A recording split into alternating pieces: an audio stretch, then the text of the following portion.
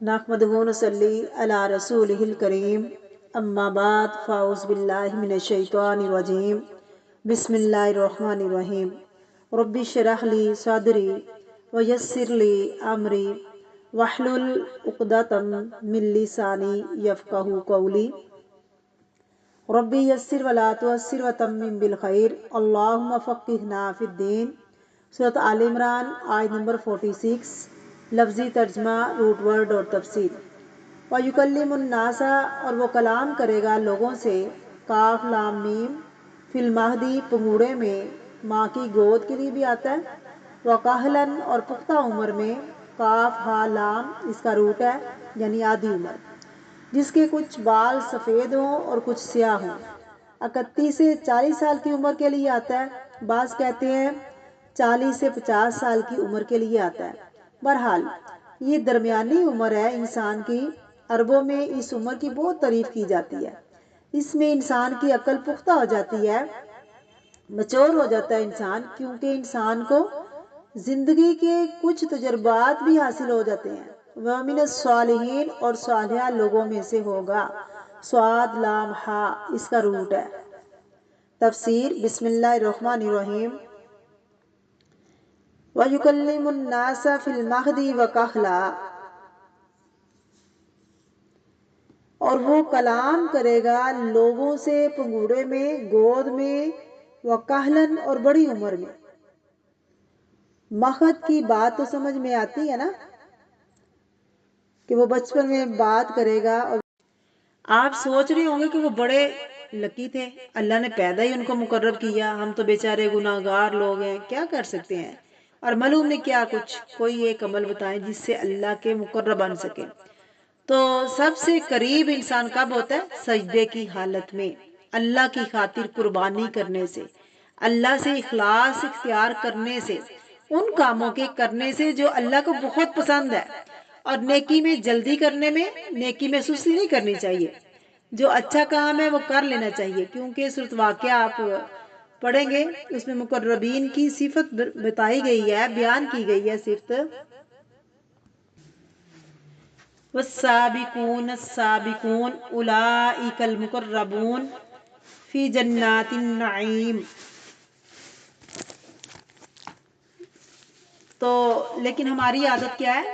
ٹال مٹول کرنا، ٹال مٹول کرنا، اچھا کر لیں گے، پھر کر لیں گے، کل کر لیں گے، پھر کر لیں گے، اور اس طرح بعض اوقات نیکی کے بڑے بڑے موقع گنوا دیتے ہیں۔ ہمیں ابھی تو نہیں پتہ چل رہا کہ ہم کیا کچھ گنوا رہے ہیں، تو کل قیامت کے دن جب سامنے آئے گا، کھلے گا، تو پھر پتہ چلے گا کتنے کتنے چانسز تھے ہمارے پاس، ہم کر سکتے تھے نیکیاں، لیکن ہم نے کی نہیں ہے۔ اسی لیے اس دن کو یوم حسرت کہا گیا۔ اس دن انسان سوچے گا کاش کہ میں نے وہ بھی نیکیاں کی ہوتی۔ تو اسی لیے نبی کریم صلی اللہ علیہ وسلم نے سستی، کاہلی، کسل سے پناہ مانگی ہے۔ اب مریم علیہ السلام کا حال کیا ہوا ہوگا جب ان کو ایسے بیٹے کی خوشخبری ملی ہوگی؟ بیٹے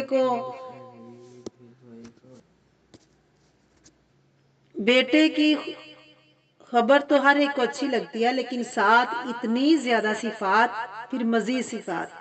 وَيُكَلِّمُ النَّاسَ فِي الْمَهْدِ وَكَهْلًا، اور وہ کلام کرے گا لوگوں سے پنگوڑے میں، بچپن میں، گود میں، وَكَهْلًا اور بڑی عمر میں۔ مہد کی بات تو سمجھ میں آتی ہے کہ وہ بالکل چھوٹے بچے تھے، تو انہوں نے بات کی اپنی والدہ کے دفاع میں، اپنی والدہ کے الزام کی تردید میں وہ بولے۔ یہ اللہ کی قدرت کے ساتھ بغیر باپ کے پیدا ہوئے تھے۔ یہود نے ان کی والدہ پر الزام لگا دیا تھا کہ یہ نعوذ باللہ ولد زنا لے کر آئی ہیں۔ تو سورۃ مریم میں آیت نمبر 29 میں سے لے کر 33 تک تفسیر ملتی ہے کہ جب مریم بچے کو اٹھا کر لائی اپنی قوم کے پاس واپس، تو انہوں نے ان کو تانے دینے شروع کیے۔ فَأَشَارَتْ إِلَيْهِ قَالُوا كَيْفَ نُكَلِّمُ مَنْ كَانَ فِي الْمَهْدِ صَبِيًّا، تو مریم علیہ السلام نے بچے کی طرف اشارہ کر دیا، بولے ہم اس بچے سے کیسے بات کریں گے جو پنگوڑے میں ہے؟ تو بچہ بول اٹھا، قال انی عبد اللہ اتانی الکتاب وجعلنی نبیا، میں اللہ کا بندہ ہوں اور اللہ نے مجھے کتاب عطا کی ہے اور مجھے نبی بنایا ہے۔ وجعلنی مبارکن اینما کنت واوصانی بالصلاۃ والزکاۃ ما دمت حیا، اس نے مجھے بابرکت بنایا ہے، مبارک بنایا ہے، جہاں کہیں بھی میں ہوں، جب تک زندہ ہوں نماز اور زکوٰۃ ادا کرتا رہوں۔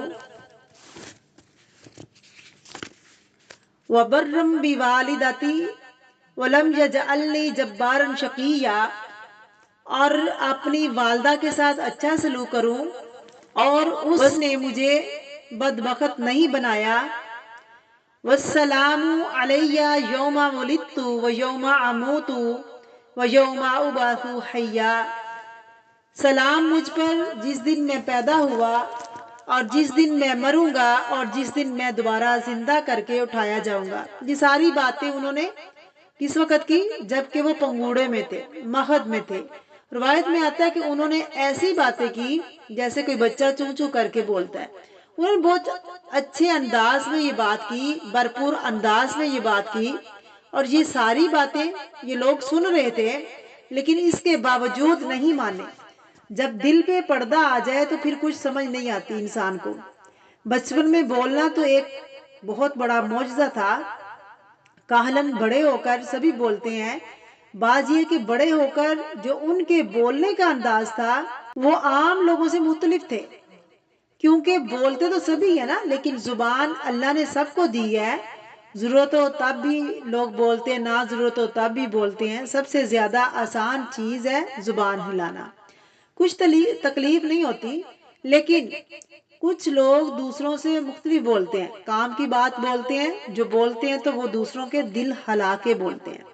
عیسیٰ علیہ السلام کو اللہ رب العزت نے ایسی خصوصیات عطا کی تھی، ان کے بارے میں روایت میں آتا ہے کہ 12 سال کی عمر میں مسیح نے پہلی بار ہیکل میں تعلیم دی۔ یہ بالکل یعنی ابھی بچے تھے تو ہیکل میں پڑھانا شروع کر دیا، لیکن اس کم سنی کے باوجود تعلیم کی حکمت اور معرفت، کلام کی بلاغت، لب و لہجے کی عظمت اور جلالت کا عالم یہ تھا کہ فقی سردار ہیکل کے تمام جتنے بھی سردار تھے، عالم تھے، وہ دم بخود رہ گئے۔ سب کو انہوں نے چپ کروا دیا، کوئی ان کے مقابلے میں بولنے والا نہیں تھا، حالانکہ وہ ابھی عمر میں چھوٹے تھے۔ حیرانی کے عالم میں وہ ایک ایک سے پوچھتے تھے۔ معلوم ہوتا ہے کہ آسمان سے اس کو کوئی اختیار ملا ہوا ہے یا غیبی طاقت ہے جو اس کو سپورٹ کر رہی ہے۔ اسی طرح یہودیوں کی بستیوں میں جب انہوں نے تعلیم شروع کی تو ایک سرے سے دوسرے سرے تک ہلچل مچ گئی، ہر طرف ان کی شہرت پھیل گئی، خلقت ان پر ٹوٹ پڑی، یعنی اتنے زبردست بولتے تھے کہ ہر کوئی ان سے محبت کرنے لگا، حالانکہ بن باپ کے بیٹے کی کون سنتا ہے؟ یعنی جس کے سر پہ سرپرست ہی نہ ہو، باپ ہی نہ ہو، اس کی تو کوئی بات نہیں سنتا۔ جس بچے کے بارے میں اس کی ماں کو الزام لگایا گیا، اس کو ہر جگہ نشانہ بنایا گیا تھا، یہ بچہ نعوذ باللہ حرام کا بچہ ہے، یہود کے کہنے کے مطابق۔ ایسے بچے کی سوسائٹی میں کیا قدر و قیمت ہو سکتی ہے؟ ہر ایک اس کو حقیر سمجھتا، لیکن ان کی شکل و صورت، ان کا انداز، ان کا کلام، ان کی باتیں، ان کا سٹائل ایسا تھا کہ جس کی وجہ سے ان کا رعب اور دبدبہ سب پر پڑا، سب کو چپ کروا دیا۔ اور اتنے وجی تھے کہ اللہ نے فرمایا وجیہن فی الدنیا والآخرہ، اتنے وجی تھے کہ دشمنوں کے درمیان میں رہنے کے باوجود کسی کو اتنی جرت نہیں ہوتی تھی کہ ان کے منہ پر کچھ کہہ سکے، یعنی جو کچھ بھی وہ کہتے پیچھے ہی کہتے، سامنے آ کر کسی کے اندر اتنی جرت نہیں تھی کہ وہ کوئی بات کرتے۔ یہ ایک غیبی مدد تھی جو اللہ رب العزت نے ان کو عطا کر رکھی تھی، اس لیے ان کی باقی صفات کے ساتھ خاص طور پر ان کے انداز گفتگو پر بھی یہاں بات کی گئی وہ من الصالحین، اور وہ صالحہ لوگوں میں ہوگا۔ صالحین لوگ کون تھے؟ جس کا ظاہر بھی اچھا ہو، جس کا باطن بھی اچھا ہو، جس کی نیت بھی اچھی ہو، جس کا عمل بھی اچھا ہو، جس کا عمل نفاق شرک سے پاک ہو، جو حسد اور بغض سے پاک ہو۔ یہ ساری صفات کس کی ہیں؟ عیسیٰ علیہ السلام کی، جن کو اللہ رب العزت نے اپنے کام کے لیے چنا۔ تو یہ اللہ رب العزت کے کلمہ کن تھے۔